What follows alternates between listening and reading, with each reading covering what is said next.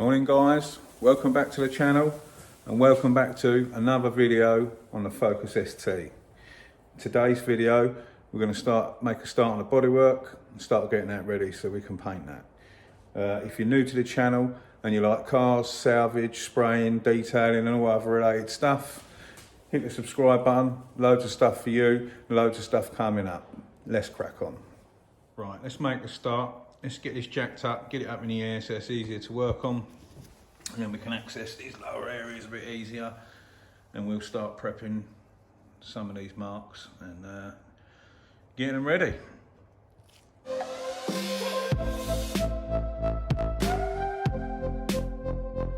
Ready, got my little sanding trolley all together. Let's have a look. So, on this wheel arch, you can see broke through in quite a few places. The front bumper part is not so bad. Don't get me wrong, the scratches are severe. So we need to have a look how best to start prepping them and having a look and see what we can get away with. So first things first, I'm going to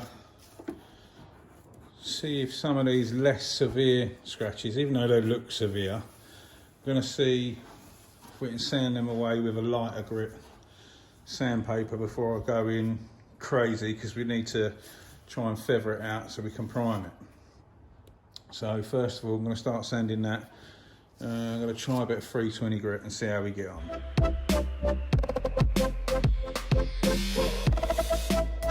So as you can see there, they're a hell of a lot deeper. So 320 didn't touch it, so we go straight in with a bit of 180 grit, knock them right back. A lot of the marks come out, but still plenty in there. It's always better to try and sand with as light as possible as you can, and then work your way up if you have to.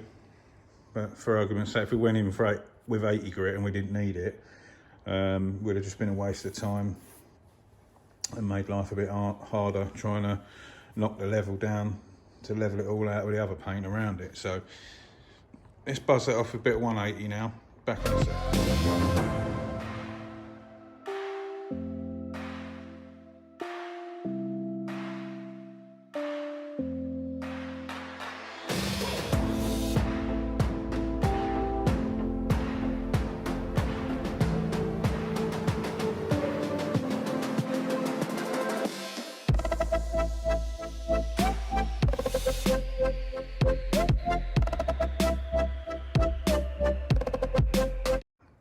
It's all flatted back, all the scratches removed.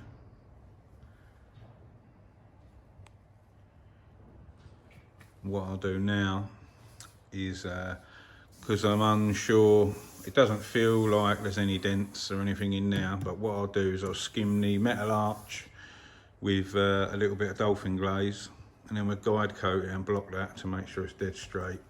Just noticed another little bit up there. Doesn't feel like a gouge, but I'll go back over that one.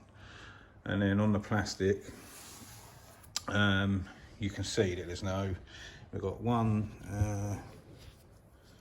tiny little gouge down here, and the rest of it's all smoothed out. So on the plastic bumper, I'll use a special bumper filler for that, a plastic one. And then we can block that straight. Make sure that this is dead flat. By eye, you can't tell. I mean, there's a little, probably a ding there.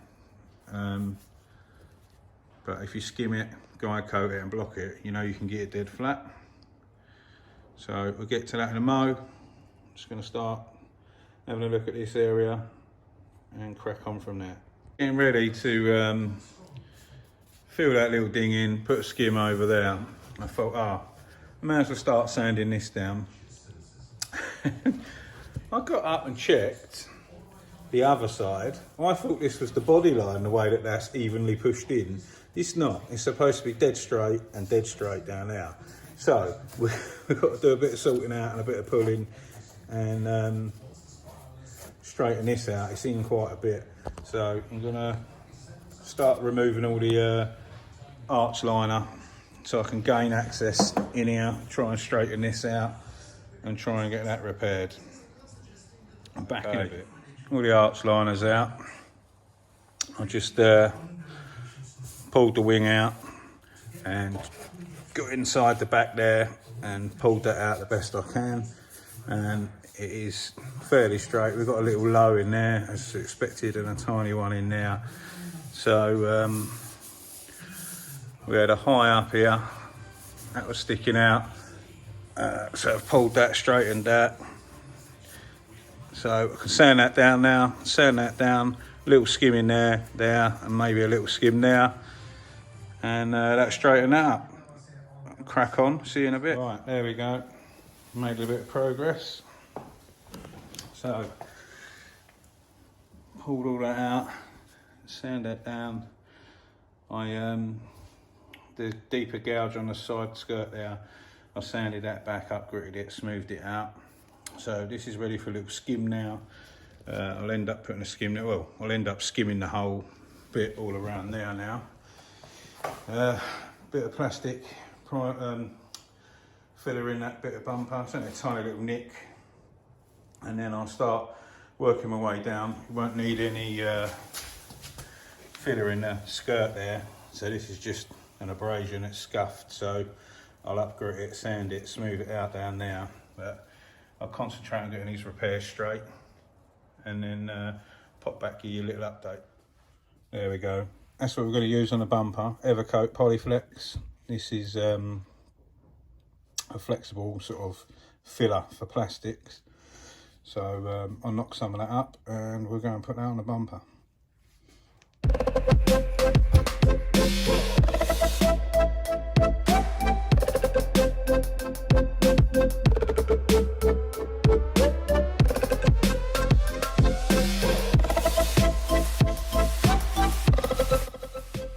Okay, for the actual dent and skimming of the arch, well, the arch I might do in dolphin glaze, what I normally do, but for normal, the dings and what have you, filler, this is the filler that I use, Evercoat Rage Ultra. I used to use U-Pole Fantastic for years and thought that was pucker, but I tried this. This is a lot more expensive, but this is like, if you're in the trade, you'll know, it's like dolphin glaze, but filler. Dolphin glaze is like a final filling putty, like a skim, like it self-levels, it flows out really nice. This is, well, I'm a convert. This is the nuts. I don't think I'll change now. It's really, really good. But if you're not in the trade and you don't know what it means, when you buy cheaper fillers, you can put it on, you get loads of pinholes and stuff. The cheaper the filler, like if you went out and bought one called Easy Fill, for argument's sake, you'll have loads of pinholes in it. You think you're saving money because it's a cheaper product, but you're working more to resurrect all the filler holes and stuff like that. So these newer body fillers have got like resin in them, so they flow out smooth, they're kind of self-leveling and easy to sand and what have you. And this stuff is really good, it's really nice to work with. You pay a bit more, it's quite a premium product, but hardly any pinholes, hardly any reworks, and so far it's been pucker, so I'll stick with this. So yeah, let's get this dent filled, and I might skim a bit around the arch, if not it'll be dolphin glaze. So yeah, see you in a sec.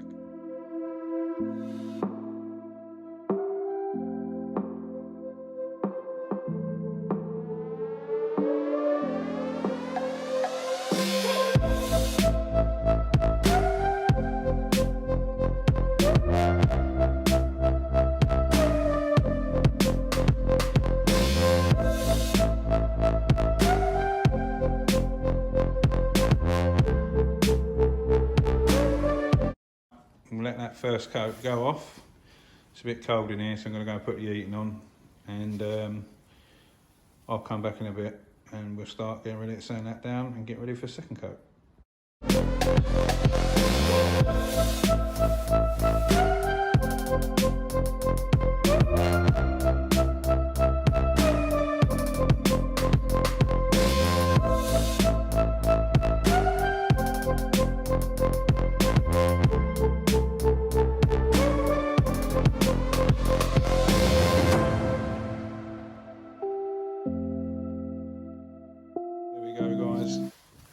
Block the first lot down, bumper's fine, skim of the arch bit's fine. You have to put another skim or two down the bottom there to straighten that up, but everything else is straightened out fine. Double checked again on the high spot over there that I tapped in, make sure that was all good. So I'll crack on, get a couple more skims in this bottom bit, we'll straighten that out and then I'll come back with an update.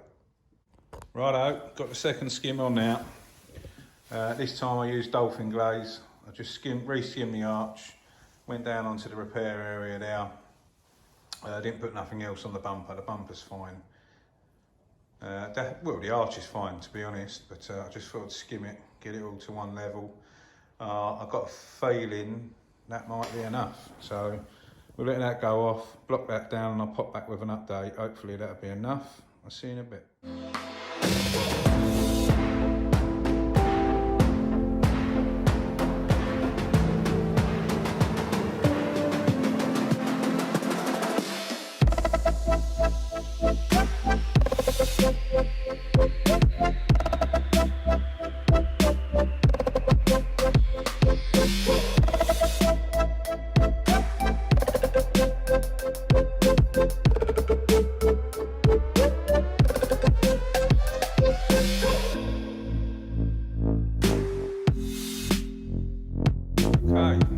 Right, so the door needed an extra skim.